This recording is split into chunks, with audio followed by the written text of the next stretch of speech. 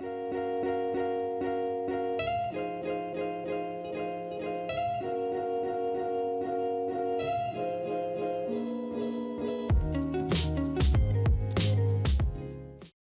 vrai que mon livre s'appelle Chronique de l'impérialisme, publié chez Delga en 2017, et qui regroupe 83 articles écrits en gros entre 2013 et 2017, dont le thème un petit peu fédérateur est l'impérialisme.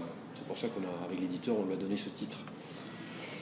Alors ce terme d'ailleurs, tu l'as souligné, est un terme qui renvoie quand même à des analyses qu'on croyait tomber dans l'oubli depuis longtemps. On se rappelle du livre de Lénine, publié en début du XXe siècle, qui s'appelle L'impérialisme, stade suprême du capitalisme, et puis de nombreux ouvrages qui ont été écrits entre-temps, nombreuses thèses qui ont été défendues par effectivement des courants marxistes, révolutionnaires, anti-impérialistes, etc., sur l'impérialisme. Qu'est-ce que c'est que cet impérialisme ? Et donc ce que j'essaie de faire avec vous, c'est essayer de définir ce terme, de voir quelle réalité il recouvre aujourd'hui,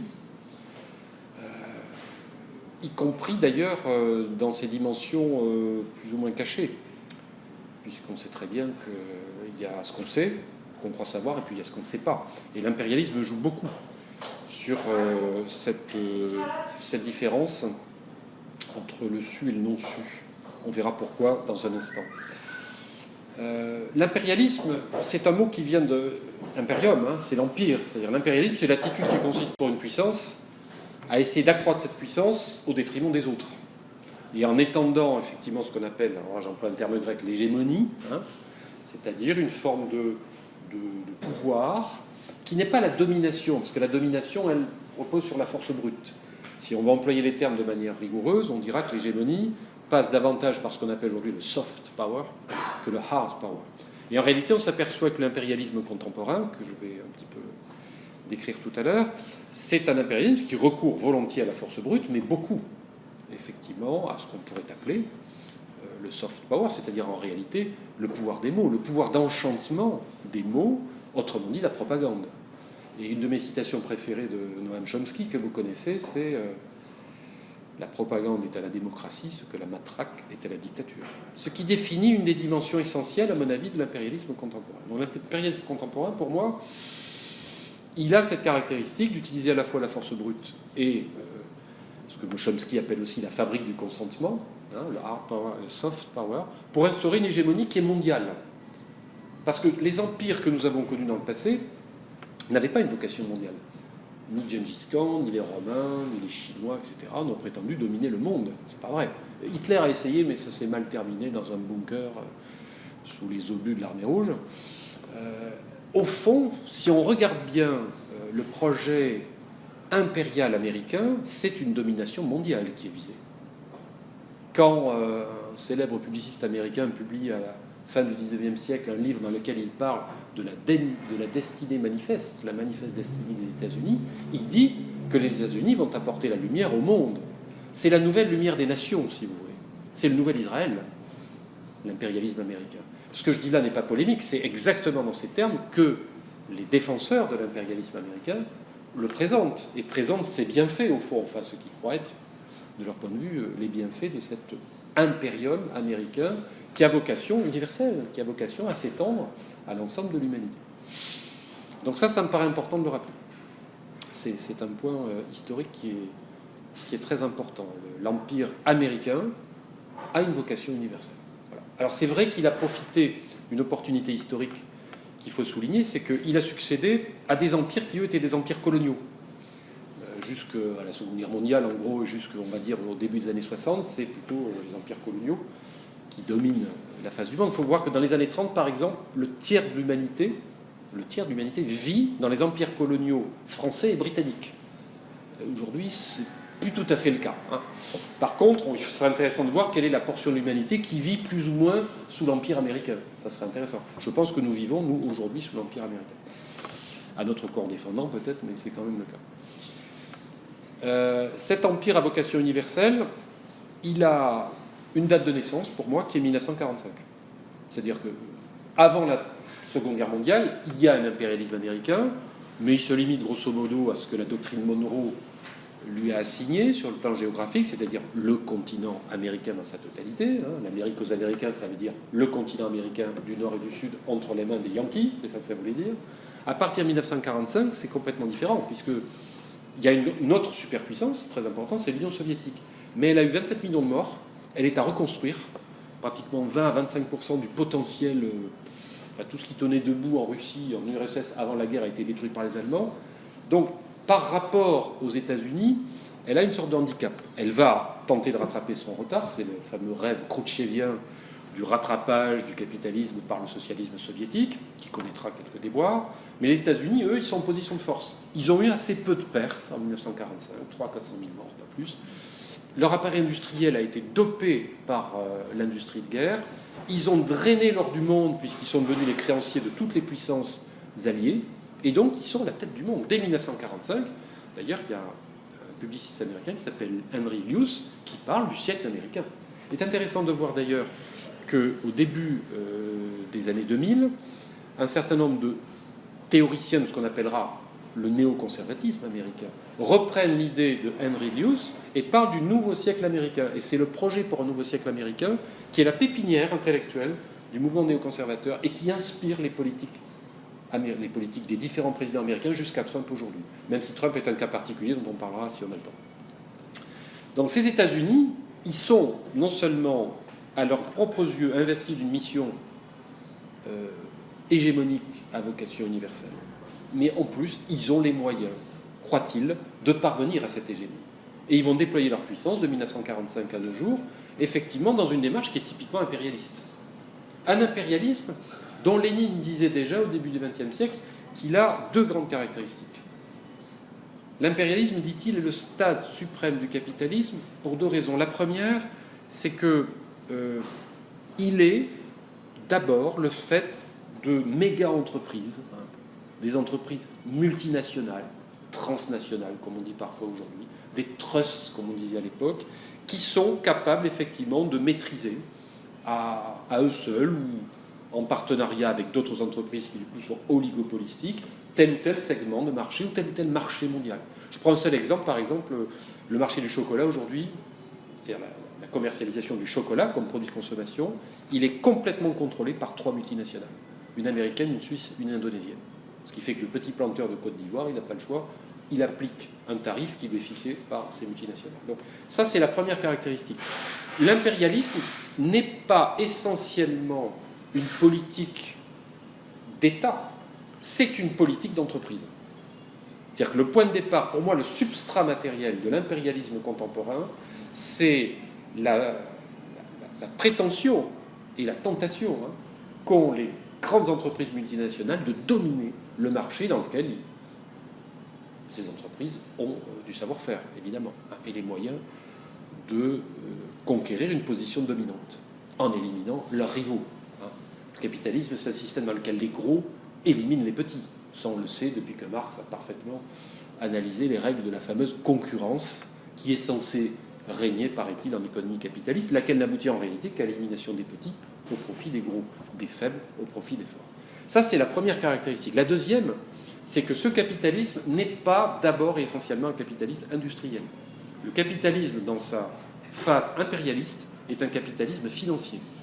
Alors là, l'analyse de Lénine, qui écrit ça donc au début du XIXe siècle, elle est d'une actualité prodigieuse, puisqu'on sait très bien aujourd'hui que c'est la pieuvre du capital financier qui domine aujourd'hui la plupart des marchés, que ce soit le marché des matières premières, le marché des sources d'énergie, le marché de la plupart des produits industriels. Le capitalisme, il est financier, puisqu'en fait, celui qui a le pouvoir, c'est celui qui détient les capitaux. Qui détient les capitaux? Les actionnaires. Le capitalisme financier contemporain, donc finalement, n'est jamais que, à mon avis, un développement de ce que Lénine analysait il y a un siècle, et qui était déjà en germe dans ce qui se passait, c'est-à-dire dans l'emprise du capital financier sur l'activité productive. Alors, quel est le rapport avec l'impérialisme? C'est évident. À partir du moment où vous avez centralisation du pouvoir économique entre les mains d'une petite oligarchie, petite par le nombre, immense par la fortune, vous avez une centralisation au cœur de ce que Brodel appelait l'économie monde, d'accord, de tous les leviers de commande qui vont gouverner la sphère économique à l'échelle planétaire. Aujourd'hui, le centre du pouvoir mondial, c'est Wall Street, c'est-à-dire la principale place financière de la planète, pour l'instant. Parce que le dollar, comme vous savez, jouit d'un monopole, pour l'instant, contesté certes, mais qui est quand même réel, en tant que monnaie utilisée pour les transactions internationales. Je prends un seul exemple qui est éclairant de ce point de vue-là. Quand Trump demande aux entreprises, exige des entreprises européennes qu'elles quittent l'Iran, il sait très bien qu'elles vont le faire. Pourquoi ? Mais parce que ces mêmes entreprises, fussent-elles européennes comme Total ou d'autres, ont contracté des prêts en dollars. Et si je développe un peu l'exemple de Total a des actionnaires, dont beaucoup sont américains. 30% du capital de l'entreprise Total est détenu par des Américains. Donc c'est la puissance du dollar conjuguée, parce qu'au fond c'est la même chose, à la puissance financière de Wall Street qui fait qu'aujourd'hui le capitalisme contemporain recoupe exactement dans son aire d'influence, sa sphère d'influence, l'impérialisme américain. C'est la même chose en réalité. Je prends un autre exemple. Un type comme Nixon, et je remonte un peu le temps. Nixon, vous savez ce qu'il était ? C'était un avocat d'affaires californien qui travaillait pour Coca-Cola. Trump, c'est un cas un peu différent, parce que lui, c'est pas un avocat d'affaires. Il s'est enrichi dans l'immobilier, les casinos et les Miss Univers, l'organisation de concours de belles nanas. Donc c'est un capitalisme qui est davantage centré sur le marché intérieur. D'où son attitude sur le plan international. Trump, c'est celui qui veut, en tout cas c'est ce qu'il a dit pendant la campagne électorale, et qui semblait vouloir faire depuis un an, c'est-à-dire recentrer effectivement la puissance américaine sur les États-Unis. Rapatrier les emplois, rapatrier les profits, c'est bien, mais il faudrait peut-être aussi rapatrier les emplois. En tout cas, c'est sa démarche. À mon avis, en grande partie voit l'échec, mais c'est un sujet de débat. Donc, ce capitalisme qui a une vocation planétaire, qui est un capitalisme américain, parce que l'histoire a placé les États-Unis à la tête du monde occidental qui dominait le monde, même s'il le domine de moins en moins au sortir de la Seconde Guerre mondiale, c'est aussi donc un capitalisme et un impérialisme. L'impérialisme est véritablement ici le stade suprême du capitalisme, qui est, le fait des multinationales, un capitalisme et un impérialisme financier. Ça me paraît extrêmement intéressant. Si on ne fait pas cette analyse, déjà, dès le point de départ, je crois qu'on peut se tromper sur le sens du mot impérialisme. Et ce sera donc le deuxième thème que je voudrais développer avant qu'on en débatte.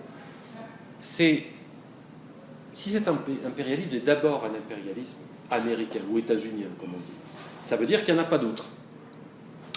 Et vous avez un certain nombre de gens, notamment à gauche ou à l'extrême gauche, dans différents courants de pensée, qui vous expliquent, oui, mais quand vous critiquez toujours l'impérialisme américain, vous oubliez qu'il y a un impérialisme russe ou un impérialisme chinois. Alors l'impérialisme français, on en parle, on peut en parler, mais à propos de l'Afrique. Mais les impérialismes russes et chinois sont crédités de visées, elles aussi, planétaires. En fait, je crois que les choses ne sont pas aussi simples. Qu'est-ce qui se passe depuis 30 ans ? On pourrait remonter plus loin dans le temps, mais les États-Unis, en fait, ont une politique qui vise à maintenir la situation monopolistique ou oligopolistique de leurs principaux pôles de puissance sur le plan financier. Et cette politique passe par un contrôle politique et parfois politico-militaire dans un certain nombre de régions du monde. Le meilleur exemple, c'est l'Amérique latine.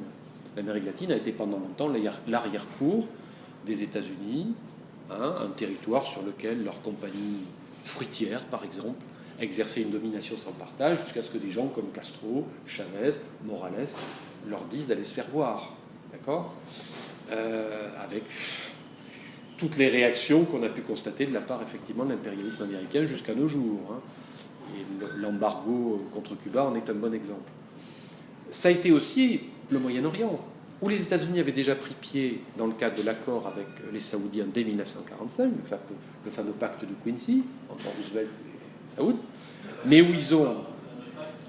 Quincy, parce que c'est sur le croiseur Quincy ou destroyer Quincy que le président américain, Roosevelt, avait rencontré le roi d'Arabie Saoudite à l'époque. C'est le fameux échange sécurité contre pétrole. Vous nous garantissez l'approvisionnement en pétrole, qui était beaucoup plus important pour les Américains qu'il ne l'est aujourd'hui, le pétrole du Moyen-Orient, et on vous garantit votre sécurité.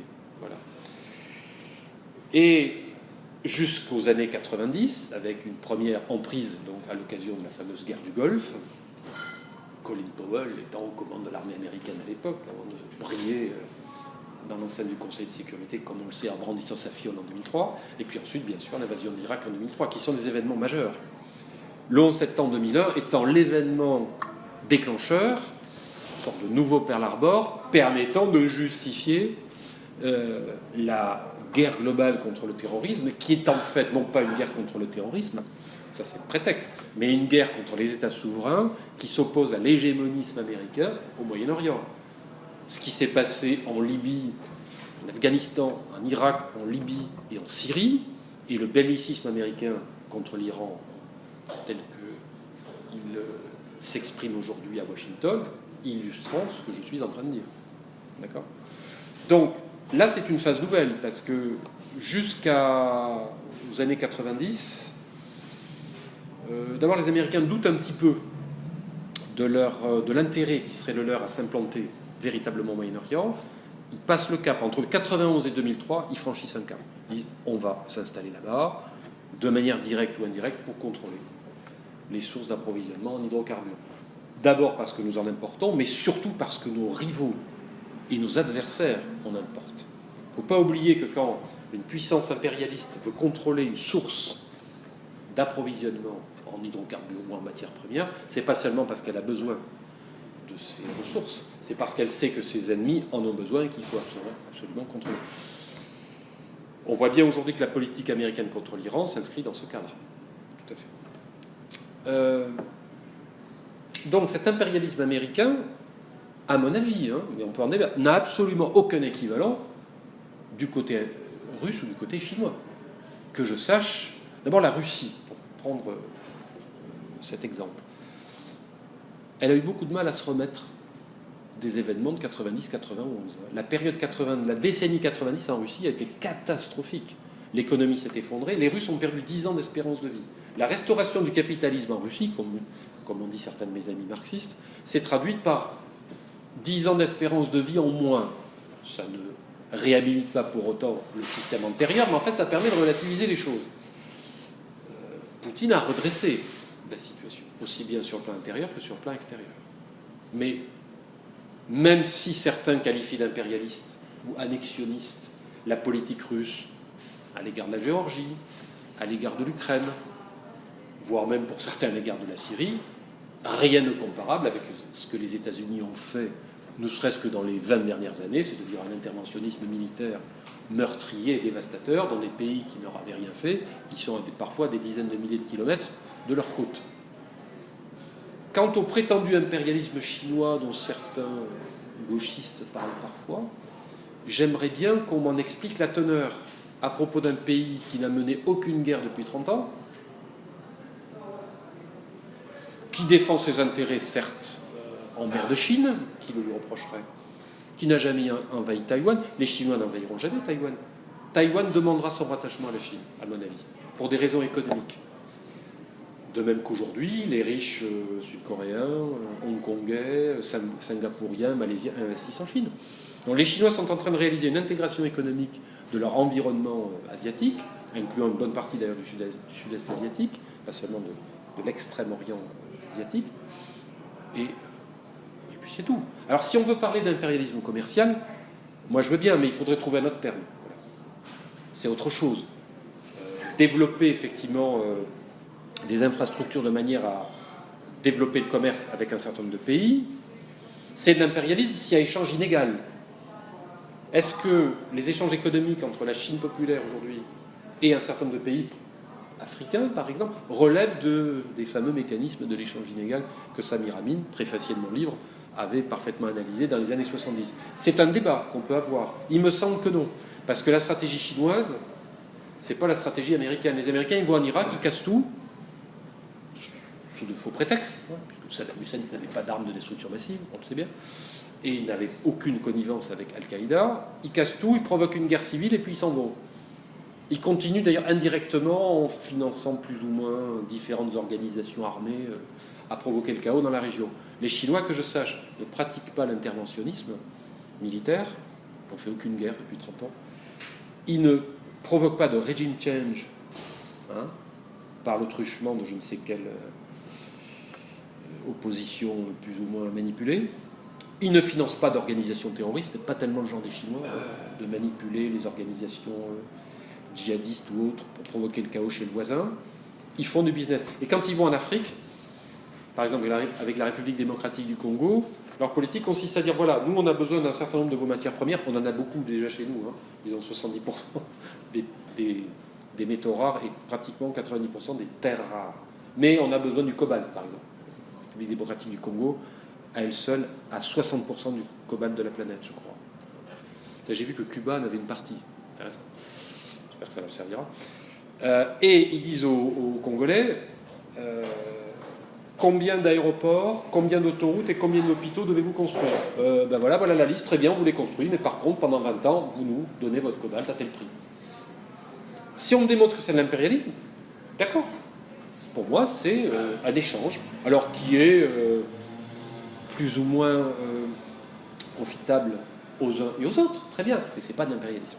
Donc si on parle d'impérialisme, encore une fois, il faut parler de l'attitude d'un État qui, sous contrôle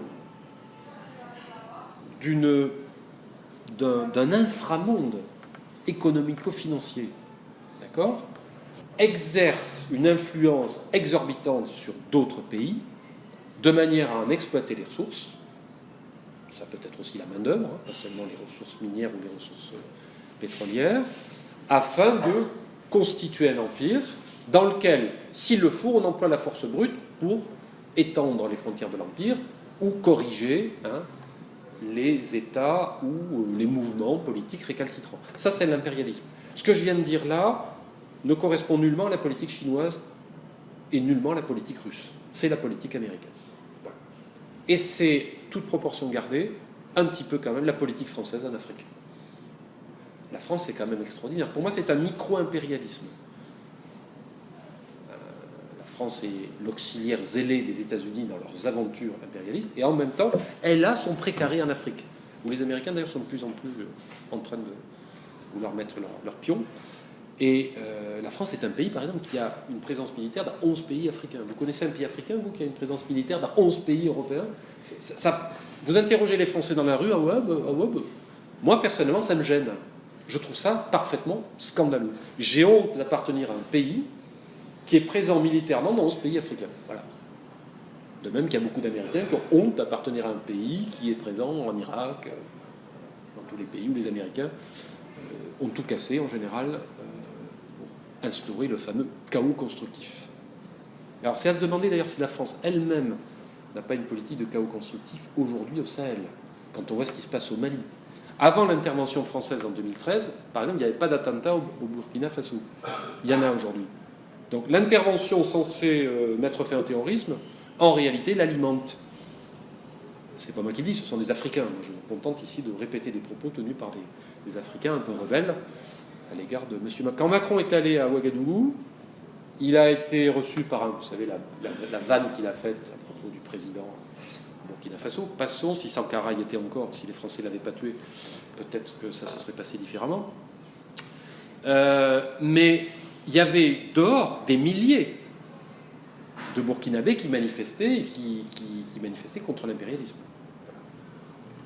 C'est intéressant. Donc, l'impérialisme, c'est quelque chose qu'il faut prendre au sérieux, quoi.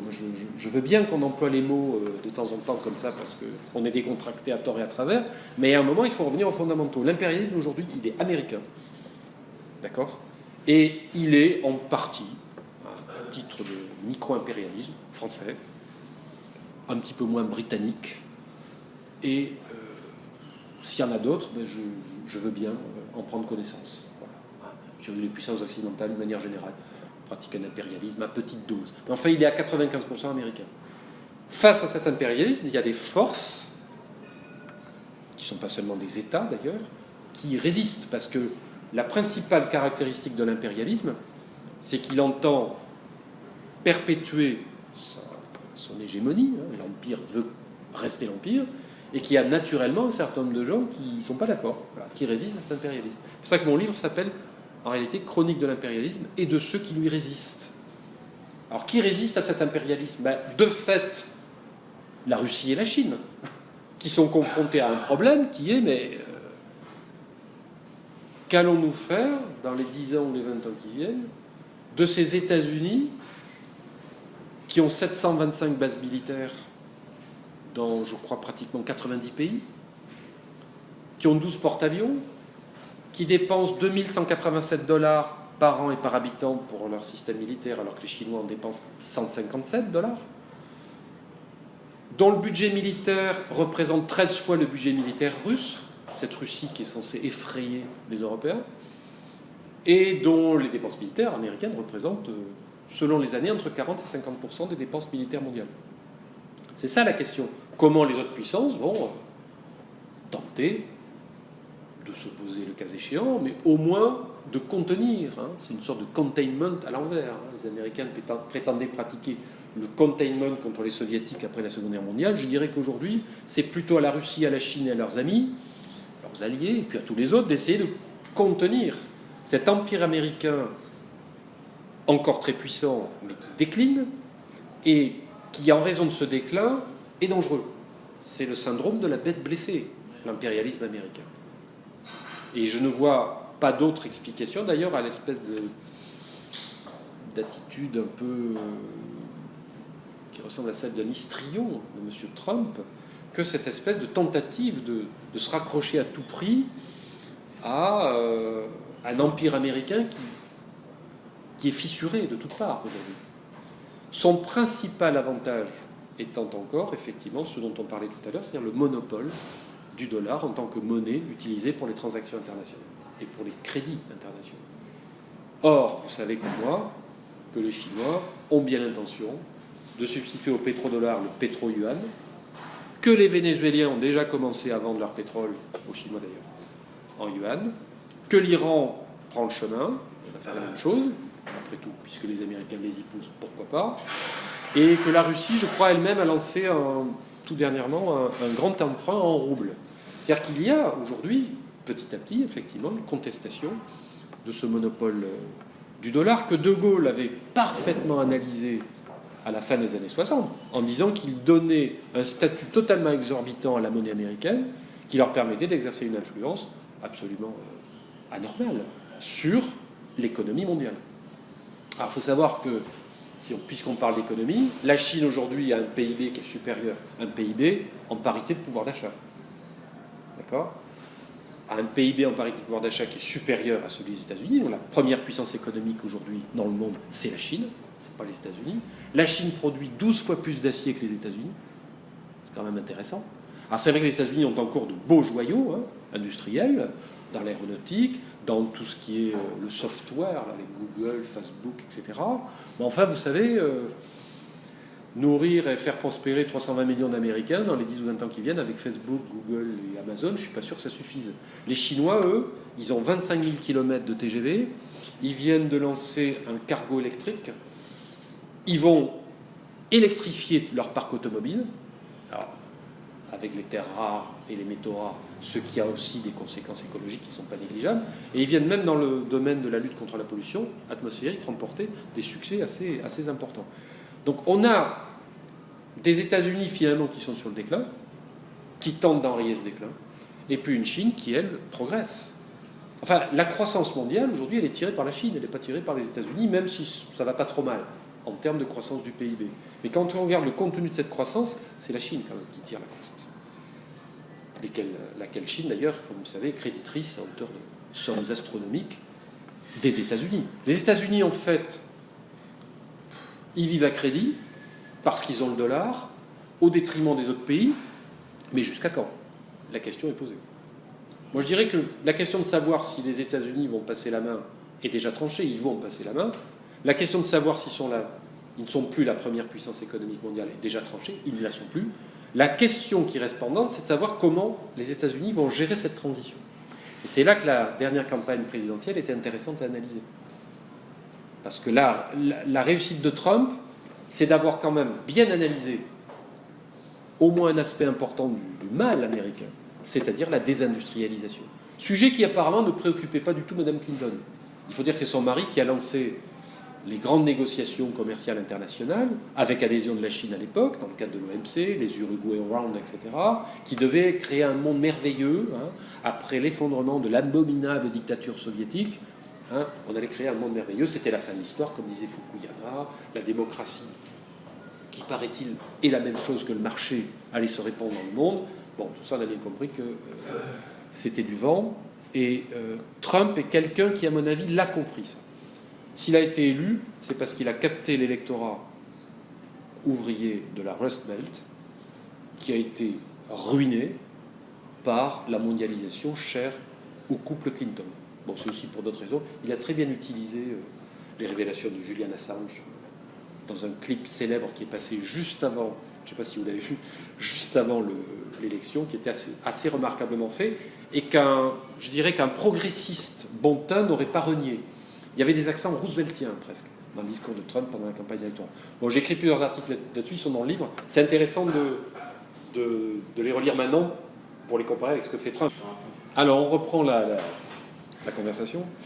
Donc, j'évoquais donc la politique de Trump, mais je ne vais pas m'étendre là-dessus. Si ça vous intéresse, on en reparlera. Je voudrais développer un autre thème qui est intéressant, je pense, c'est que pour maintenir l'hégémonie de l'Empire, pour garantir le succès de l'entreprise impérialiste, il est extrêmement important d'obtenir le consentement des gens. Alors Chomsky a beaucoup écrit là-dessus. C'est la fameuse fabrique du consentement. Moi, je dirais plutôt qu'on a dépassé le stade de la fabrique, on est au stade de la grosse industrie.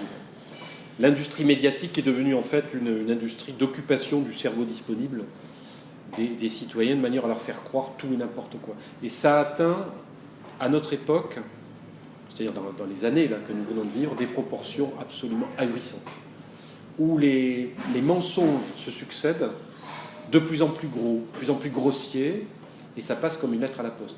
Enfin, l'un des derniers mensonges, par exemple, je vais citer 2 exemples, c'est l'affaire Skripal. Enfin, c'est énorme.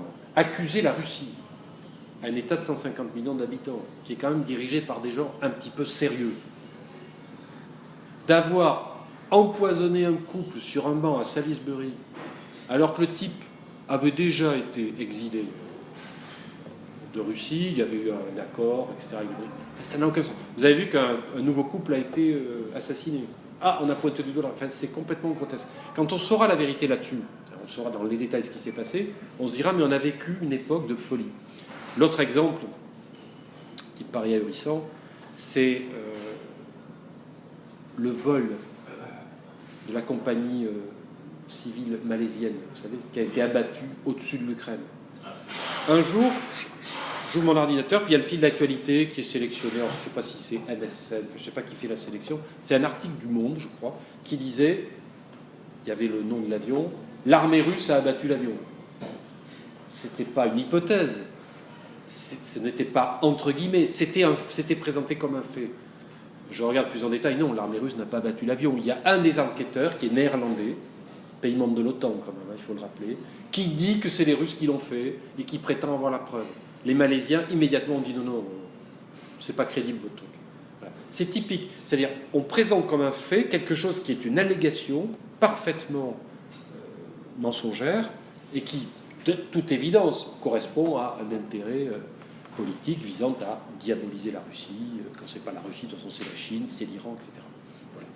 C'est-à-dire qu'en fait, le mensonge est devenu une industrie. Or, l'impérialisme a besoin d'un mensonge permanent qui occulte en fait les véritables ressorts de sa domination. Ça, je crois que c'est très important. Et tous les événements par lesquels l'impérialisme a pu, à un moment donné, asseoir ou restaurer son hégémonie sont des manipulations monstrueuses. De l'assassinat de JFK, en passant par le 11 septembre, jusqu'aux attaques chimiques de Bachar al-Assad, qui devraient être un sujet de plaisanterie entre gens un tant soit peu sensés, tellement c'est grotesque.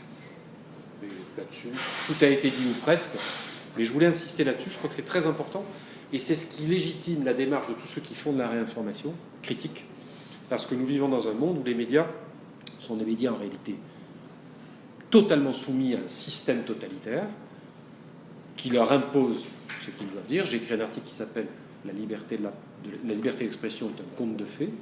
C'est ce que je pense exactement. C'est-à-dire, on nous dit qu'en démocratie, nous jouissons d'une liberté d'expression parce que nous avons le droit de bouger nos lèvres. Mais la liberté d'expression, c'est pas ça. C'est la liberté de pouvoir s'exprimer, c'est d'être entendu, d'avoir des relais. Or, comme tous les médias sont entre les mains d'actionnaires privés qui imposent une vision complètement unilatérale et totalitaire de n'importe quel événement, je ne vois pas comment on peut s'exprimer. Alors, il y a Internet, mais attention, Internet fait l'objet d'une surveillance, hein, voire même probablement d'une manipulation de plus en plus poussée.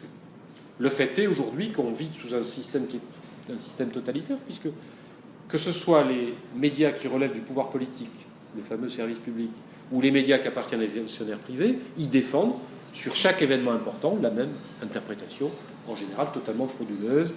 Il y avait des armes de destruction massive en Irak, les Russes ont assassiné les épouses Skripal, Bachar al-Assad gaze son peuple, les Nord-Vietnamiens ont attaqué le Maddox dans la baie du Tonkin, etc. Et bien sûr, Kennedy a été tué par Lee Harvey Oswald. C'est évident. D'ailleurs, avec un Manicher Carcano, qui est un fusil à verrou de la Seconde Guerre mondiale, il est extrêmement facile de tirer 3 balles en 5 secondes. C'est d'une telle évidence. Surtout que la 3e balle a quand même été tirée de face. Il a dû avoir un ricochet. Vous savez, c'est la théorie de la balle magique. C'est extraordinaire, non mais c'est un exemple extrêmement intéressant. Dans la version officielle, officialisée par la commission Warren en 1963, de l'assassinat de JFK, donc le 22 novembre 1963 à Dallas, il y a la théorie de la balle magique. Elle est dans le rapport Warren. La balle traverse la nuque de JFK, elle ressort par la gorge, elle va frapper le dos de John Connally, qui était gouverneur de Texas.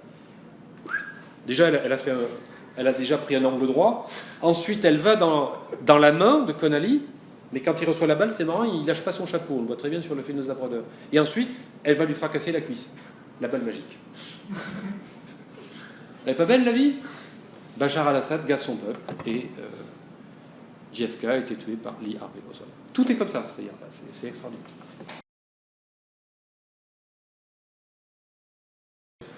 En parlant de l'actualité, on sait qu'il y a la crise des migrants à l'heure actuelle.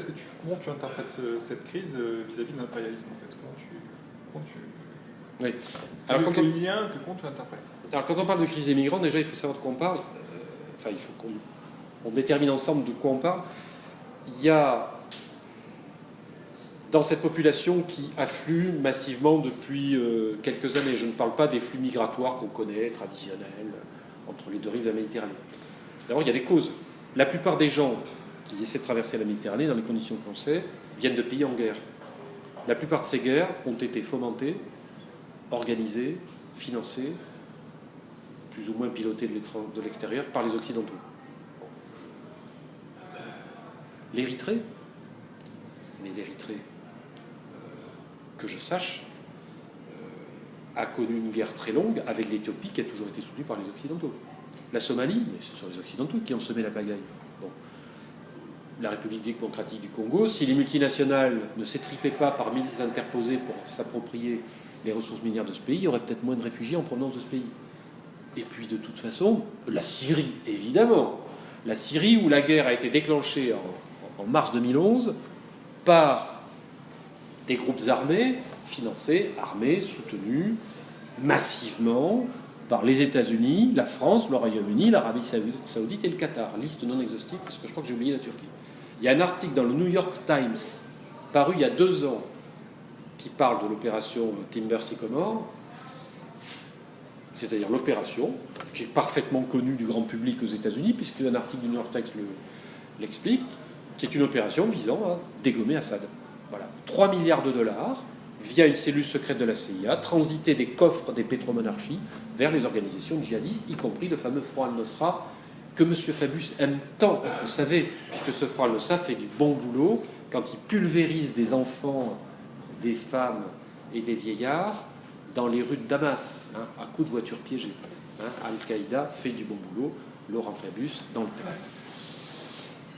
Donc, les gens qui viennent massivement depuis quelques années viennent de pays où la plupart du temps la guerre et la famine ont été... Le Sud-Soudan, excuse-moi, j'ai oublié. Qui a imposé la sécession du Sud-Soudan?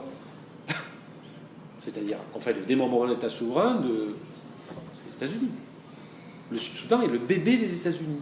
Hein. Et bien sûr, tous ces gens passent par la Libye. Du temps qualifié, ils ne pouvaient pas passer. Hein. Maintenant, ils peuvent. Qui a détruit l'État libyen? Les États-Unis, le Royaume-Uni, la France. Alors c'est vrai que la France, elle joue toujours le beau rôle. Elle a contribué à la destruction de l'État libyen au nom de la démocratie. Aujourd'hui, elle contribue à la destruction du Yémen au nom du chiffre d'affaires.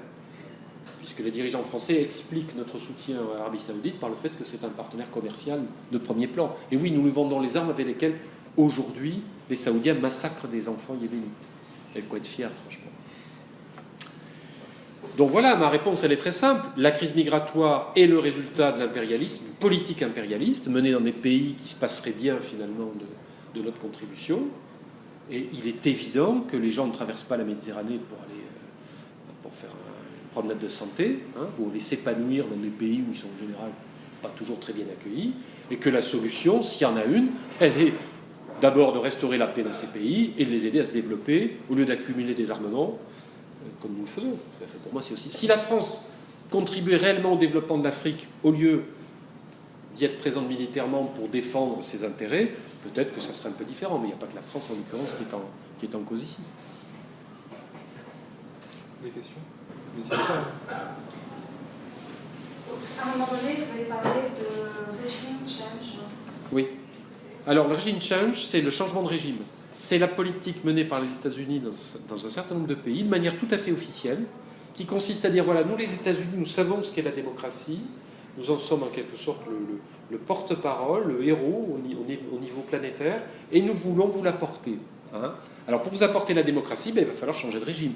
Typiquement, Donald Trump a déclaré tout récemment qu'il voulait un régime change en Iran, parce qu'il éprouve, il l'a dit, beaucoup de compassion pour le peuple iranien qui subit la dictature des mollahs, et donc il veut favoriser le régime change en Iran. Il a décidé notamment de créer une nouvelle radio en farsi, qui va émettre en farsi, en langue persane, à destination des Iraniens, de manière à faciliter la prise du pouvoir par l'opposition.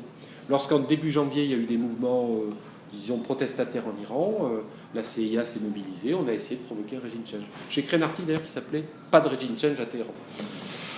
C'est ce qu'on appelle les révolutions colorées. Oui, les révolutions colorées sont aussi menées dans les pays d'Europe centrale et orientale, parfois même appartenant anciennement à l'Union soviétique, sont des exemples de régime change. Ce qui a été tenté en Syrie, c'est un régime change. Alors, en Libye aussi. Alors, en Libye, c'est un régime change à coup de bombardement. En Syrie, c'est un régime change à coup de djihadistes. Hein, le moyen employé est différent. Toujours en fait dans la question annexe à la question migratoire, comment interpréter un peu la quasi-unanimité des médias d'un point de vue rhétorique sur les pays d'Europe de l'Est ou du sud de l'Europe qui seraient traversés par une vague de populisme, toujours dans la question migratoire. Comment jugez-vous le traitement de la question? Oui. Le traitement est à l'égal du traitement généralement accordé par nos médias aux événements dont la réalité même les indispose. C'est-à-dire que le populisme, par exemple, c'est intéressant, on invente un mot qui immédiatement est censé disqualifier celui qui, en général, défend la souveraineté de son pays. Le franchissement des frontières étant, à ma connaissance, normalement, dans un système politique rationnel, réglementé par l'État souverain dont c'est la frontière. Donc je ne vois pas ce qu'il y a de scandaleux à dire pour un État, écoutez, moi je veux que personne franchisse la frontière, ou alors vous la franchissez sous certaines conditions. Mais comme nous vivons dans une Union européenne qui est censée avoir aboli les frontières, vous comprenez bien que la presse, qui obéit en gros aux élites européistes, ne peut pas défendre l'idée qu'un État puisse faire respecter sa souveraineté, c'est-à-dire soumettre à des conditions qui relèvent de sa souveraineté le franchissement de la dite frontière. Voilà. Donc on va accuser de racisme, de populisme, de souverainisme, parce qu'il paraît que c'est une insulte, de tout ce qu'on voudra, des États sur lesquels on peut avoir des opinions divergentes d'ailleurs, sur le plan politique, mais qui disent simplement, écoutez, nous on a une politique différente. Voilà. Nous décidons d'avoir une politique différente. Ce qui montre d'ailleurs la contradiction inhérente à l'Union européenne, c'est qu'en fait, un État ne peut pas être souverain dans l'Union européenne. La démonstration est faite par les anti-souverainistes que les souverainistes ont raison. C'est vrai sur le plan de la souveraineté, on va dire, frontalière, sur le plan de la souveraineté économique, la souveraineté politique, la souveraineté culturelle, enfin, quels que soient les domaines considérés, dès qu'un État-nation veut faire quelque chose qui relève de sa propre souveraineté, on lui oppose des règles qui ne sont pas, elles, l'expression du débat démocratique dans ce pays, mais de traités internationaux qui ont été précisément signés pour abolir la souveraineté. L'Union européenne est une machine de guerre contre la souveraineté des États. C'est une machine de guerre au profit, en fait, qui profite essentiellement aux élites mondialisées et qui vise à priver les États, nations, de ce qui leur restait de souveraineté. Juste encore une question, si vous avez des questions. Bon, vas-y. Oui, c'est une question plus générale. Alors, qu'est-ce qui peut expliquer que certains États, comme les États-Unis notamment, soit deviennent impérialistes à un moment donné? Est-ce que c'est l'histoire, la religion, l'économie? Ouais. C'est une bonne question. Je pense que les États-Unis ont eu une opportunité historique inespérée. D'abord, il faut voir que les États-Unis, bon, c'est un pays qui a été créé par des planteurs esclavagistes. George Washington était propriétaire d'esclaves, comme Thomas Jefferson. Ça m'a bien fait rigoler quand Hollande est allé aux États-Unis. J'avais fait un article à l'époque. Ils sont allés dans la maison de Jefferson, Obama et Hollande. Et ils ont parlé de la démocratie, des droits de l'homme. C'est extraordinaire qu'un mec comme Obama aille célébrer le génie d'un Jefferson. Vous savez, Jefferson, il avait engrossé, il avait comme maîtresse donc une esclave, il l'a engrossé, il a refusé de reconnaître les enfants, et il a écrit des textes, ça c'était le côté privé, et côté public, il écrit des textes où il est contre le métissage. Tous les dirigeants des États-Unis étaient des gens que le métissage blanc-noir horrifiait. Ça ne les empêchait pas d'engrosser leur bonne noire et évidemment de... Il a même fait, Jefferson, il a vendu les enfants. Il a vendu ses enfants. C'est génial. Donc c'est ce gars-là, si vous voulez, c'est le fondateur des États-Unis. Jefferson, Washington, c'est des gens comme ça. Thomas Jefferson. Thomas Jefferson a engrossé son esclave noire et il a vendu les enfants. Parce qu'il ne pouvait pas assumer le fait d'avoir des enfants avec sa bonne noire, puisque tous les dirigeants, les fondateurs des États-Unis d'Amérique, je ne parle pas des Pilgrim Fathers qui eux sont arrivés avant, les pères fondateurs des États-Unis d'Amérique, les rédacteurs de la merveilleuse Constitution des États-Unis, la merveilleuse Déclaration d'indépendance, étaient des planteurs esclavagistes. Donc ces gens-là, ils ont une opportunité historique extraordinaire. Ils sont arrivés dans un pays dans lequel il y avait essentiellement des Amérindiens. Il y en avait 8 millions au moment de la Déclaration d'indépendance, et au début du XXe siècle, il y en a 300 000.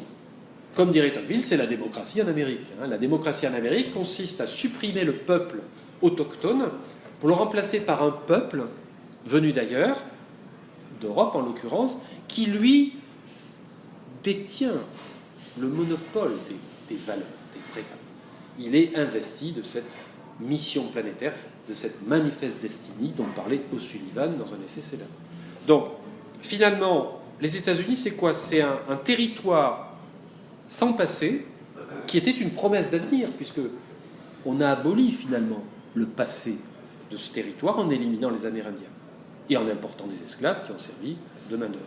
Et il a fallu une guerre civile qui a fait 700 000 morts pour tenter d'abolir l'esclavage, qui en réalité a été maintenu sous différentes formes, pratiquement jusqu'au Civil Rights Act de Johnson dans les années 60, du XXe siècle.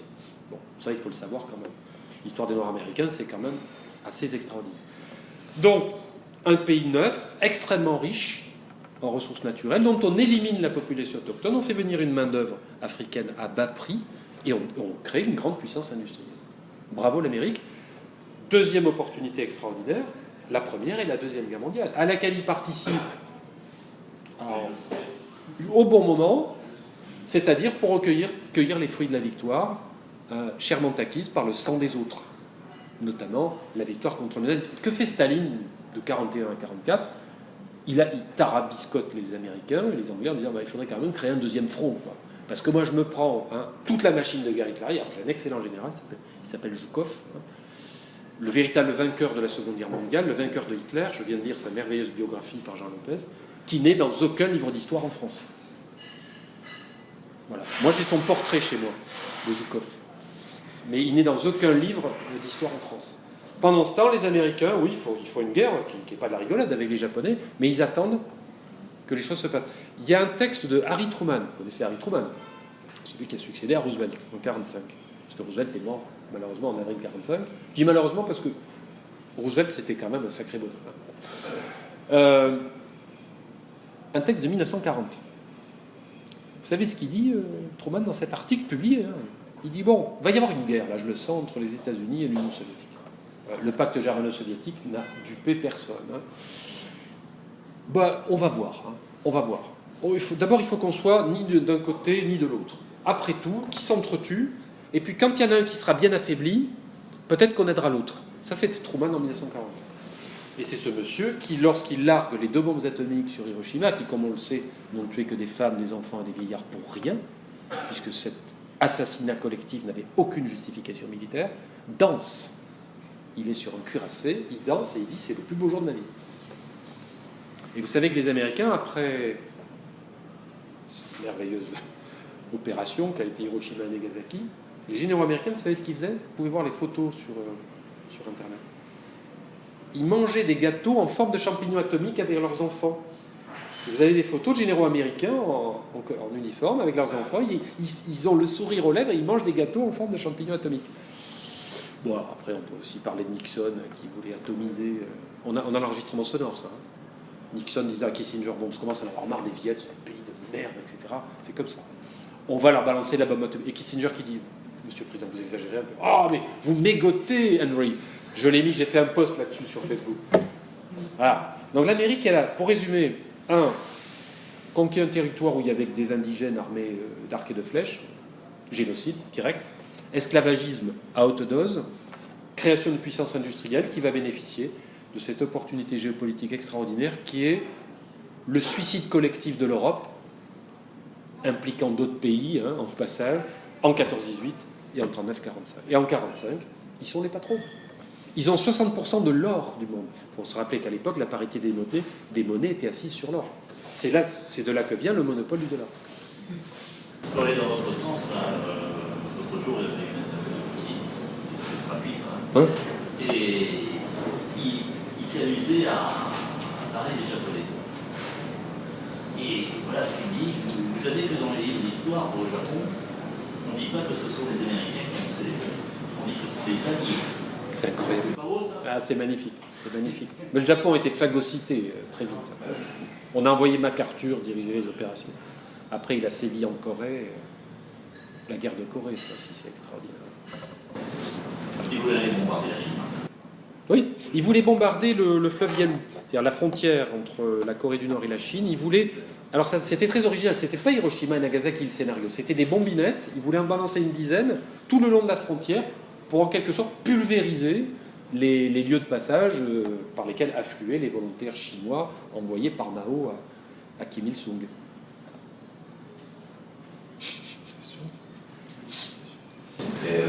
Comment est-ce que vous voyez l'initiative des BRICS justement comme tentative contre-impérialiste?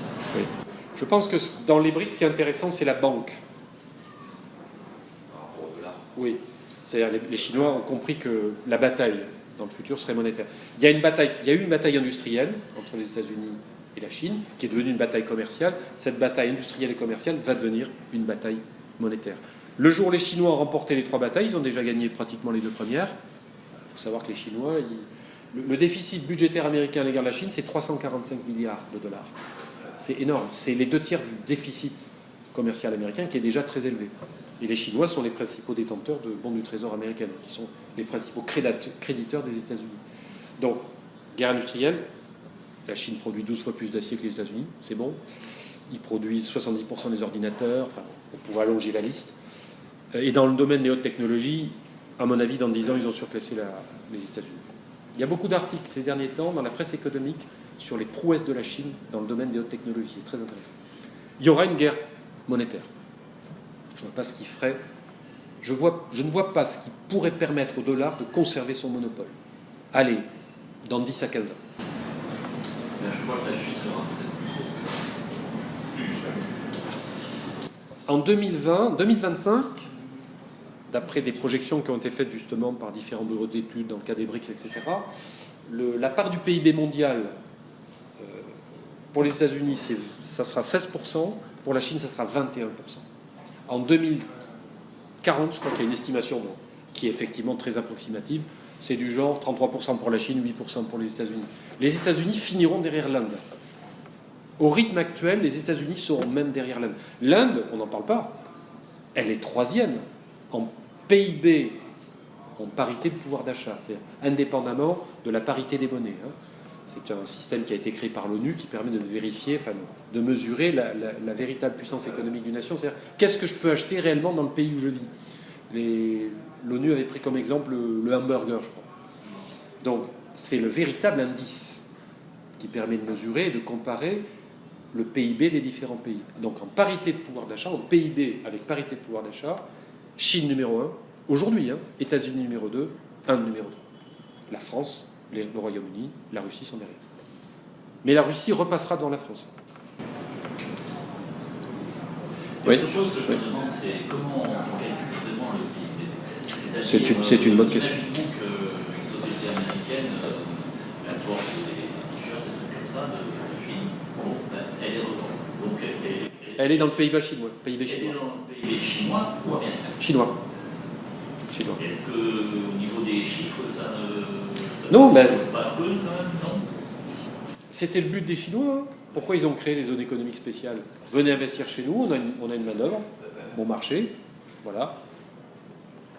On veut les transferts de technologie en échange, d'où le grand débat entre Américains et Chinois. Là, c'est une guerre. C'est une guerre à l'intérieur de la guerre commerciale, la question des transferts de technologie. Mais vous savez, les Chinois, ils ont conservé la souveraineté. Ils maîtrisent leur monnaie. Alors, ils la laissent filer actuellement parce que ça les arrange, mais s'il le faut, ils la boosteront le moment venu. Ils ont une véritable... C'est un État souverain qui a une politique monétaire. Ils ont conservé un puissant secteur public. Ça fait bien rigoler quand on dit que ce qui se passe en Chine depuis 30 ans, c'est la réussite du capitalisme. Alors, il n'y a rien de plus drôle que ça. Alors, si c'est ça le capitalisme, d'accord.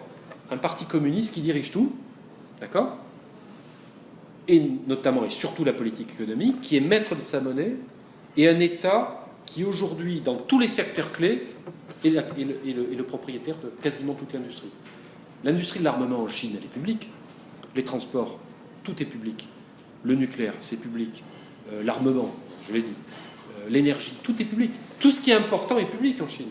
Par contre, ce sont les entreprises privées, oui, qui fabriquent des ordinateurs, des logiciels, des jouets, des t-shirts et des trucs comme ça. Donc c'est un État souverain, doté d'un puissant secteur public, centralisé au niveau politique, avec un parti communiste de 90 millions d'adhérents qui, par ses ramifications dans toute la société, pilote le développement à long terme du pays. Il y a un article dans Les Échos paru il y a 15 jours qui est savoureux, je l'ai partagé sur Facebook, qui explique que cette politique à long terme menée par la Chine et qui porte ses fruits aujourd'hui est impossible dans un régime capitaliste. C'est à mourir de rire. Se serait-on trompé ? La fin de l'histoire n'en serait-elle que le commencement ? Alors évidemment, je ne fais pas partie des gens qui pensent qu'il y a le communisme en Chine. Le communisme, c'est une étiquette. Non, c'est un État fort, souverain, nationaliste, mais dont les dirigeants sont élevés, éduqués, dans une perspective qui est celle du développement économique de leur pays, et c'est la seule chose qui les intéresse.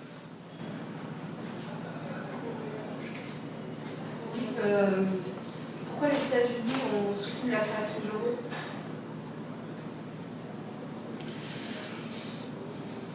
De toute façon, ce qui intéresse les États-Unis avec l'Union européenne, c'est qu'elle demeure un nain politique. Tant que l'euro ne fait pas ombrage aux États-Unis, il n'y a pas de problème. Mais les Européens eux-mêmes ne veulent pas. Qu'est-ce qui empêcherait les Européens, par exemple, quand ils achètent leur pétrole, de libeller ces achats en euros ? Je pense qu'il y a une espèce de pacte tacite, qui relève là, ici de l'inframonde, de l'état profond planétaire. L'élite dirigeante au niveau planétaire, qui est l'oligarchie financière mondialisée, pour l'instant, s'accommode parfaitement du monopole du dollar. Ce qui explique que les dirigeants européens, eux, ne jouent pas du tout la carte de l'euro alors qu'ils pourraient le faire. C'est un économiste dernièrement qui posait la question. Pourquoi est-ce qu'on ne libelle pas en euros les achats que nous faisons, notamment d'hydrocarbures au Moyen-Orient ? Pourquoi est-ce qu'il n'y a pas d'euro-dollar ? Ce n'est pas déjà le cas dans certaines transactions. À mon avis, ça reste marginal. Ça reste marginal. Faut voir quand même c'est étonnant quelque part, mais l'influence profonde exercée par par Washington sur les capitales. Enfin, vous avez vu que lorsque Trump a annoncé qu'il allait se retirer du traité sur le nucléaire iranien signé en juillet 2015, quelle a été la réaction de Macron? C'est pas de dire écoutez, non, hein, nous voulons nous maintenir. Il l'a dit après, avec pas mal de bémols. Sa première réaction, non mais on va trouver un accord, on va signer un deuxième traité. Et un traité qui prévoyait quoi? On allait imposer aux Iraniens de renoncer à leur présence en Syrie. Les Iraniens ont dit mais désolé, mais nous, à Téhéran, hein, voilà, d'accord? C'est nous qui décidons de notre politique. C'était typique, si vous voulez, Macron, qui est le représentant caricatural, il a un côté presque bouffon, hein, de cette oligarchie financière. C'est un young leader, Macron. C'est un larbin des États-Unis. Il ne peut pas concevoir une politique française autre que d'alignement systématique sur Washington, quitte parfois de se vouloir donner l'impression qu'il a un peu d'indépendance pour voilà. Mais c'est quand même lui qui a vendu Alstom à General Electric, alors qu'il était conseiller de Hollande à l'époque. Il avait déjà. Vous voyez les Chinois vendre un joyau de leur industrie à des capitalistes américains. Oh, une usine qui fabrique des pinces à linge, il n'y a pas de problème. Comment? Mais nous sommes une sous-province. C'est une sous-province. D'ailleurs, on aurait nommé un sous-préfet pour l'Élysée. Je pense que c'est le rôle du président de la République, c'est du niveau d'un sous-préfet territorial. Hein. Bon, voilà. Qu'est-ce qui se passe aujourd'hui? Ah, il y a une manif. Bon, ben, j'envoie 3 gendarmes. C'est bon. Hein, voilà. Là, j'envoie Benalla. Non, mais c'est. Il y a peut-être une question. Ouais. Oui, qu'est-ce qu'on peut faire, nous, dans notre quotidien pour Moi, le recoupe un peu la vôtre. faire évoluer les choses? Vous savez ce qu'a dit Thomas Sankara? Vous voulez savoir ce que c'est l'impérialisme? Regardez votre assiette. Thomas Sankara, 1984. Vous connaissez Thomas Sankara? Ça, c'est quelqu'un... voilà. Il y a des gens comme ça. Ce qu'il faut faire, ben, il faut de nouveau Sankara, Castro, Ho Chi Minh, Che Guevara, Assad, Nasser. Je sais pas moi, la liste est longue. Il faut des gens comme ça. Il faut que dans tous les pays, des gens se lèvent. En France, je sais pas. Et du coup, est-ce que tu vois en France, dans le domaine, dans le monde politique, est-ce que tu vois une opposition à cet impérialisme? Et plus généralement, pourquoi à gauche ce terme-là a disparu? Pourquoi on ne joue plus contre l'impérialisme à gauche? C'est une catastrophe. Est-ce que tu as une interprétation? Peut-être que je serai le dernier homme de gauche à employer le mot impérialisme. Avec vous, peut-être. Non, mais c'est hallucinant. J'ai écrit un article là-dessus. J'ai dit cette gauche qui sert de supplétif à l'OTAN. Du PS au NPA, à quelques exceptions près, comme le PRCF, quelques groupes, quelques SDI. Vous connaissez le PRCF? Pôle de Renaissance communiste en France. Alors eux, je suis désolé, mais sur la question de la politique étrangère, 20 sur 20, hein, je fais le propre. Ah non, désolé, hein, ils sont pour le triple Frexit. UE, OTAN, euro. Et ils rajoutent sortie du capitalisme. Bon, ça va être un peu plus difficile. Au moins, c'est clair. Donc, pour répondre à ta question, la gauche, pour moi, elle est complètement laminée. Elle n'existe plus. D'abord, il faudrait interroger le concept de gauche. Droite et gauche, c'est un vocabulaire qui date de la Révolution française. La droite, c'est ceux qui voulaient que le roi ait le droit de veto. Et la gauche, c'est ceux qui ne voulaient pas qu'il l'ait. Si ma mémoire est bonne. Donc, tout ça, c'est quand même aujourd'hui extrêmement confus. Cette précision de vocabulaire mise à part, si on regarde l'état de ce qu'il est convenu d'appeler la gauche aujourd'hui en France, bon, le PS n'en parle pas, c'est un parti de droite. C'est une annexe de la bourgeoisie financière dominante. Enfin, aucun intérêt, ça ne mérite même pas qu'on en parle. Dégage. Pour moi, la gauche, le PS, c'est Strauss-Kahn. Voilà. Ensuite, il y a la France insoumise. Il y a ce qui reste du Parti communiste, mais qui est lobotomisé, et puis il y a les gauchistes. Alors, la France insoumise, c'est sans doute le cas le plus intéressant, d'abord parce qu'elle a une audience électorale et parce qu'il y a quand même des idées qui ont été émises qui sont intéressantes. Le seul problème, à mon avis, c'est qu'ils ne sont pas... Enfin, c'est un mouvement qui n'a pas d'ossature idéologique, et donc qui n'a pas de colonne vertébrale. Si vous n'avez pas une ossature idéologique, si vous ne savez pas où vous allez, où vous voulez aller, vous ne pouvez pas avoir une colonne vertébrale, c'est-à-dire structurer un mouvement avec... des objectifs, des moyens, etc. Moi, je ne sais pas où elle va, la France insoumise. Un jour, elle organise un pique-nique avec Ruffin. anti-Macron. Le lendemain, Mélenchon parle pendant une demi-heure de la Vierge Marie qui est sur le drapeau européen. Enfin, tout ça ne m'intéresse pas, moi. Qui nous parle des... Alors, de temps en temps, il parle des vrais sujets, et c'est sans doute toujours la seule force d'opposition de gauche existante en France à l'heure actuelle. Si on se limite, alors si on fait un effet de zoom sur sa pensée en matière de politique internationale, depuis que vous connaissez George Kuzmanovic, qui est le conseiller en matière, c'est le porte-parole de la France Insoumise pour la politique internationale. Il a parfois de bonnes idées. Il dit par exemple qu'il faut sortir de l'OTAN. Mais dès qu'on creuse un peu, on sent bien que c'est un ventre mou. Sur la Syrie, Mélenchon a répété. Il a fait un tweet 2 jours avant le premier tour où il a dit Assad est un criminel, il faut aider les Syriens à se débarrasser d'Assad. Ce qui est d'une bêtise confondante. Donc je vois pas. Moi je vois pas de. Je ne sens ni la cohérence, ni véritablement la détermination de ce mouvement à faire quelque chose. J'ai l'impression que c'est quelque chose qui est déjà... C'est comme un flou centriste. C'est un flou centriste, à part que c'est un flou centriste à gauche, quoi. Voilà, on brasse des idées de gauche, voilà. Bon, mais ça va se casser la gueule, hein. Déjà aux européennes, la France Insoumise va se prendre une bâche, mais mémorable. Moi, je lui donne entre 5 et 10%, encore 10%, je suis généreux. Malheureusement, d'un côté, parce que, enfin, de mon point de vue, désolé, mais j'aimerais qu'il y ait une vraie gauche. C'est fini depuis le Maurice Thorez. Donc, ensuite, il y a les gauchistes. Alors là, c'est abominable, parce que ces gens-là, ils sont pires encore de la France Insoumise. Sur les sujets internationaux, ils racontent n'importe quoi. Besancenot et son âme d'année, la vache qui rit, la salingue, c'est des gens qui pensent que, comme on est internationaliste, on ne peut pas être souverainiste. On ne peut pas être pour l'indépendance de son pays puisqu'on est internationaliste. Le mec, il n'a jamais lu Trotsky. Hein. Parce que Trotsky était commissaire à la guerre d'une république des soviets qui s'est battue contre 14 nations, hein, et les armées blanches qui débarquaient de partout. Je pense que Trotsky, il a été souverainiste. On peut lui reprocher ce qu'on veut par la suite, ça dépend des points de vue. En tant que commissaire du peuple à la défense, hein, chef fondateur et chef de l'armée rouge jusqu'en 1924, il a fait un sacré boulot. Donc il relise déjà l'art classique. Bon. Et puis je suis désolé, toutes les expériences progressistes qui ont été menées dans la douleur, ici et là, sont des expériences qui ont été menées dans un territoire national par des gens qui en même temps étaient des patriotes. Alors l'MPA, c'est le genre à dire Cuba si, Castro no. Oui, je suis désolé, mais Cuba, tu vois, depuis 60 ans, c'est Castro, que ça te plaise ou non. Voilà. Désolé, tu peux ne pas aimer, mais à cela tu dis t'aimes ni Cuba ni Castro. Ils ont une vision du monde qui est complètement hors sol. Bon, c'est la vision du monde de mecs qui se réunissent dans un bar, ils boivent des demi, ils refont le monde, voilà, ils sont pas dans le monde réel. Et surtout, ils sont non seulement d'un internationalisme abstrait, totalement hors sol, mais en même temps, ils adoptent, et c'est là que je leur en veux beaucoup, la posture moralisante de l'idéologie libérale droit de l'homiste, qui n'est pas la leur à l'origine. Les trotskistes n'ont jamais été droit de l'homiste. Il faut voir comment ils traitaient leurs adversaires. Mais ils sont devenus droit de l'homiste. Et vous avez des gens qui sont trotskistes ou issus du trotskisme qui disent « il faut bombarder la Syrie pour défendre les droits de l'homme ». Des trotskistes vous disent ça.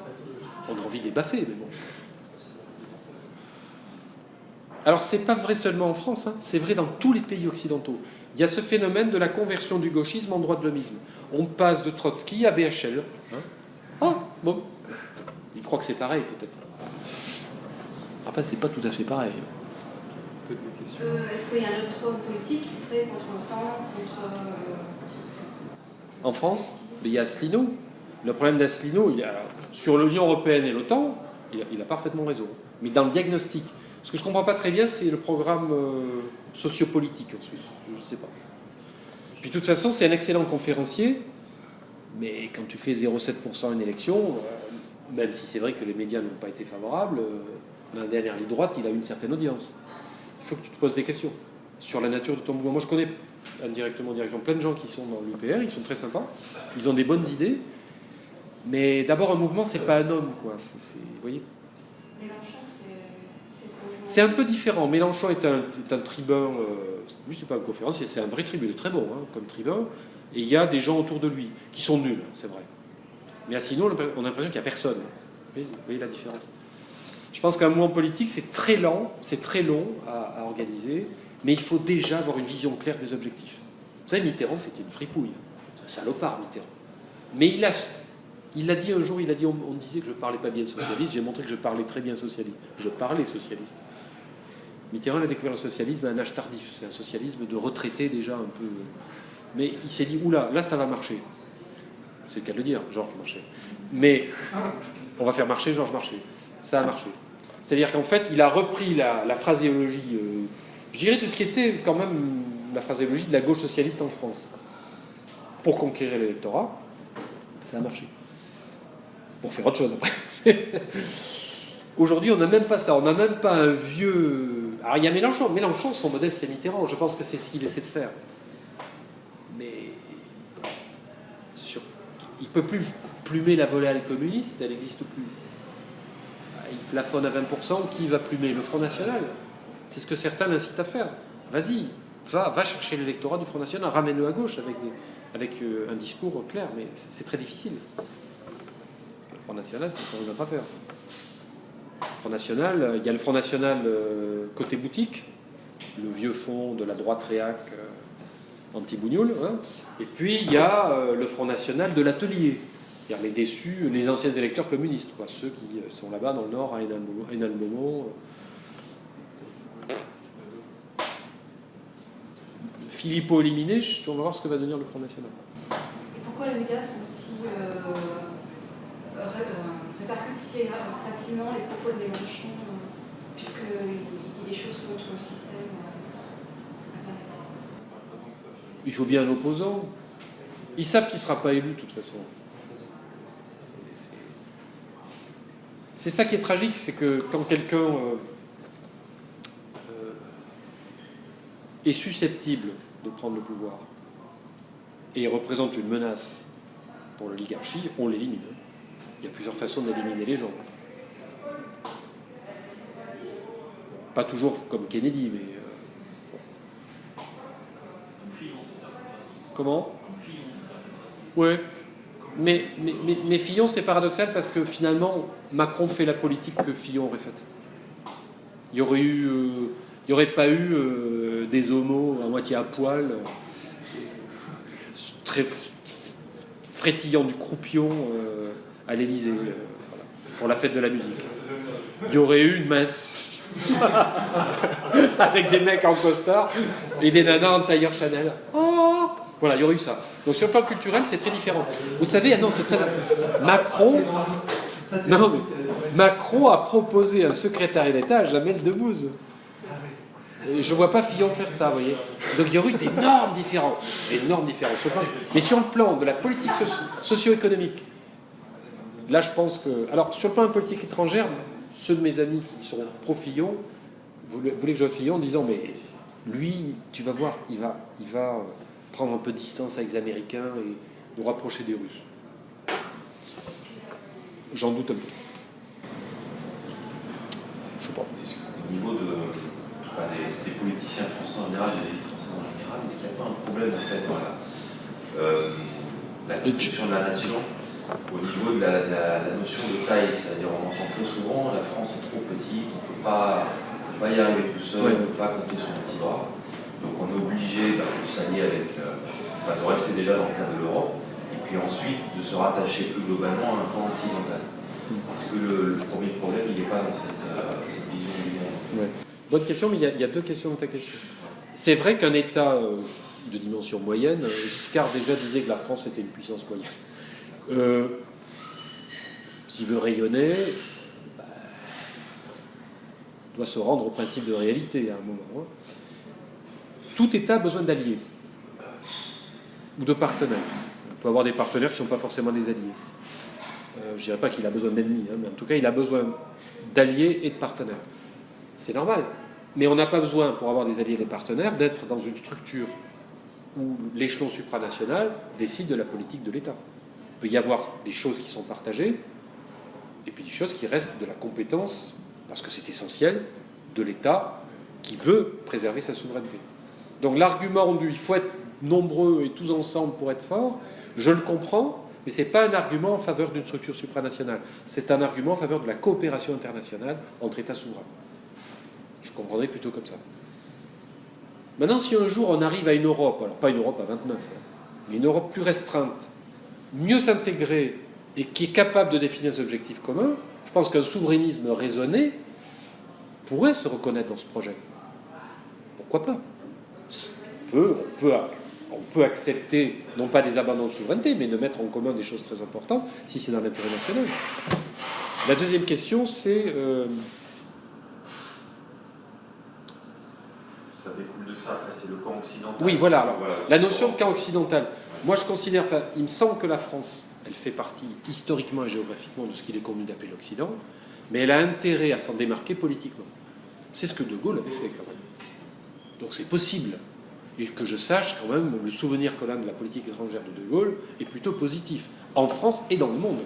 Or, une politique étrangère, c'est fait, bien sûr, pour défendre les intérêts de la nation, mais c'est fait aussi pour tenir un langage aux autres nations qui soit audible.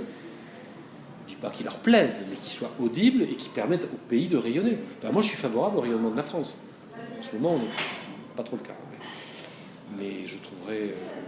La politique étrangère générale de Gaulle, moi, me convient très bien. Hein, il suffirait de l'actualiser un peu et on l'applique. Ça... Je crois qu'il y a beaucoup de Français qui seraient favorables. De gauche comme de droite. Il y en a même au NPA qui seraient d'accord. Parce que c'est du simple bon sens. Qu'est-ce qu'il voulait, De Gaulle ? Il voulait casser la logique mortifère des blocs. Il a reconnu la Chine populaire. Il est allé en Union soviétique. Narodnara, comment il a dit, Narodnya Ruska, etc. Il a dit à Moscou, les Français savent bien que vous, les Russes, avez joué le rôle déterminant dans leur libération. C'est quand même pas beau, ça. Il a dit ça à Moscou. Donc, voilà, je pense que c'est possible. Après, c'est vrai qu'il y a la question de l'euro. Mais l'euro, il n'a pas été fait pour défendre les intérêts de l'industrie française, sinon ça se saurait. On a perdu 800 000 emplois industriels en 15 ans. Je ne comprends pas comment des gens sensés peuvent soutenir que l'euro a été une bénédiction pour 800 000 emplois industriels, en grande partie à cause de l'euro. D'abord, on a transformé l'Europe, l'Union européenne, le territoire de l'Union européenne en passoire, ouverte aux 4 vents. On est champion du libre-échange. Allez, mais être champion de libre-échange, quand on n'en a plus trop les moyens, et tous azimuts, c'est accepter de se faire plumer. C'est suicidaire. En ce qui concerne le déclin des USA, il va dire un moment, si par exemple tout le monde, le pays n'avait plus leurs échanges en dollars, le dollar n'a plus la confiance et le dollar baisse. Comment font-ils pour rembourser leurs prêts? Ils disent, bon, finalement, on s'en fout, qu'est-ce que ça change d'une certaine façon? S'ils disent, oui, on a des dettes, et alors, c'est votre problème. Il avait déjà dit. Hein. Oui. Mais ça finira comme ça. Pardon? Ça finira comme ça. Oui. Autrement dit, est-ce que ce qui est remis un peu sur pied dernièrement avec le gouvernement français, c'est-à-dire le gouvernement européen, c'est-à-dire etc., je me suis dit, mais non, finalement, le traité transatlantique, c'est une bonne chose, on va essayer de mettre ça sur les rails. Oui. Est-ce que ce n'est pas une histoire de refaire payer les contribuables européens les dettes des USA?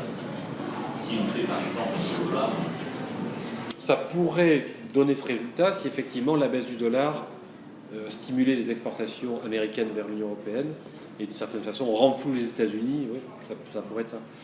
Mais par contre, le traité transatlantique, il a, à mon avis, durablement du plomb dans l'aile. Alors c'est très intéressant. C'est juste après le résultat du Brexit que Manuel Valls, qui était Premier ministre à l'époque, a dit non, mais les négociations sur le traité transatlantique, tout ça, c'est fini. Je m'en souviens très bien, il l'a dit juste après. Ça leur a foutu la trouille. et que penser des traités qui ont été signés sur des citoyens européens qui ne s'appliquent pas avec le Japon, par exemple? Oui, j'ai vu ça dernièrement, oui, tout à fait. C'est quand même extraordinaire, des traités Ah oui, mais d'importance capitale c'est énorme. citoyenne, même pas. Ben, vous décrivez l'Union européenne. L'Union européenne, c'est un hold-up sur la démocratie. C'est-à-dire, c'est un système qui est fait pour stériliser, liquider ce qui restait de démocratie dans les pays d'Europe. L'idée que le peuple réuni fasse la loi, ce qui est la définition rousseauiste, la seule valable à mes yeux, de la souveraineté populaire. Le peuple est libre quand il fait la loi à laquelle il s'assujettit. Et il est libre de la changer à sa guise. C'est ça la démocratie. Ça n'est pas possible dans l'Union européenne, puisque la loi, en fait, nationale, n'est que la déclinaison mécanique d'une directive bruxelloise qui est elle-même dictée par les milieux financiers. Donc la chaîne de commandement est la suivante. Les milieux financiers exigent, la Commission de Bruxelles fait ce qu'il faut pour que ça entre dans le droit intérieur des États membres, dont les parlements ne sont que des chambres d'enregistrement. Donc, que ce soit des traités internationaux, que ce soit des lois... Enfin, la fameuse loi travail, c'était la déclinaison d'une directive bruxelloise. Il y avait eu la même loi en Italie au même moment. Nous n'avons plus le pouvoir de légiférer. Bon, Étienne Chouard dit que ça fait longtemps qu'on ne l'a plus, qu'il faudrait faire la Constitution. Bon, il a raison. Mais nous ne sommes plus des citoyens d'un État démocratique, puisque la loi à laquelle nous sommes assujettis, nous ne la faisons pas. Est-ce qu'on a déjà été, c'est ça la question? Oui. Parce que c'est Alors, un système représentatif, c'est pas une démocratie. Alors, on pouvait parler de démocratie représentative avant. Voilà. Ce n'était pas la démocratie... pour Rousseau, ce n'est pas une démocratie, d'ailleurs, on est tout à fait d'accord. Au sens où on entend Voilà. c'est pas du tout la culture. Tout à fait. Et même au sens rousseauiste. Dans le contrat social, il dit bien qu'une loi qui n'est pas expressément voulue par le peuple est une loi nulle et non avenue. C'est pas une loi. C'est-à-dire qu'il faudrait voter chaque loi. Bon, alors c'est compliqué, et dans les considérations sur le gouvernement de Pologne, il dit qu'il y ait au moins régulièrement une consultation populaire. Il y en a une en 2005, vous savez comment ça finit. Hein. Non, il y a clairement aujourd'hui en Europe, et en France en particulier, une absence totale de démocratie, mais qui est délibérée. C'est un assassinat quotidien de la démocratie, l'Union européenne. C'est une dépossession permanente des citoyens de leur pouvoir légiférant au profit d'une instance supranationale sur laquelle personne n'exerce de contrôle. Qui contrôle la Commission de Bruxelles? Personne. Puisqu'elle applique des traités qui ont déjà été signés, que les conseils européens sont chargés de mettre en œuvre. C'est un système qui est